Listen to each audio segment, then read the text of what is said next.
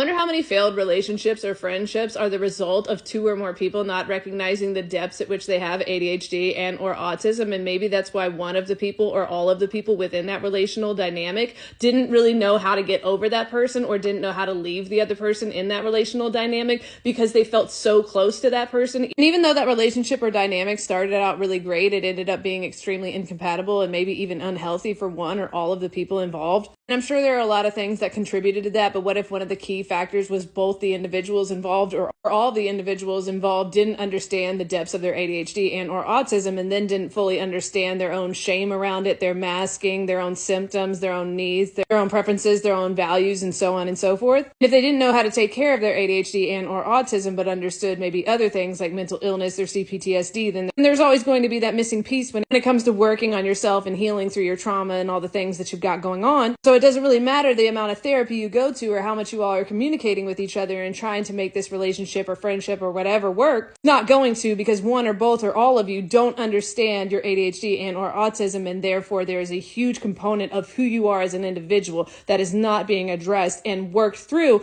within that relational dynamic. And even if there are pieces in which you are looking at your ADHD and or autism, or everyone involved is looking at their ADHD and or autism, if you're not actually taking the time to work with those things and dismantle the shame around those things, then you're still hitting a dead end. So maybe that's why so many people get so upset and they can't get over that friendship or that relationship, even though months or weeks or years have went by. Maybe they feel like that's the only friend or person that's going to get them and they can't really move on, even though if they just started to understand their own ADHD and or autism and their own needs, preferences, values, how they're masking, grieving, and all that we were talking about, not only would they actually be able to start really healing their relationship with themselves and really getting to understand who they are as a person, work with their needs instead of against their needs, they would also start attracting in friendships and relationships with other people who are doing the same thing. Then you have a higher likelihood of it working out, or at least being compatible, or at least it ending on a good note, because you all will be able to understand that it didn't work out because one or both of you just aren't capable of having a healthy relationship and everything sucks and you all are failures, but because you all are just incompatible. So this isn't to say that that relationship or that friendship that you're thinking about or you can't get over would have worked out in the first place. Maybe you still were incompatible with this person, but maybe the missing piece of that puzzle where you're like, gosh, I just don't know why I keep thinking about them. But beyond the fact that it's okay to miss people sometimes, let's normalize being a human and having memories and nostalgia. Maybe the fact that there's a part of you that feels like that person or those people understood you at a depth at which other people couldn't understand you. And maybe that's just because they saw a lot of who you were when you were unmasked or when you were actually taking care of your needs as somebody with ADHD and or autism,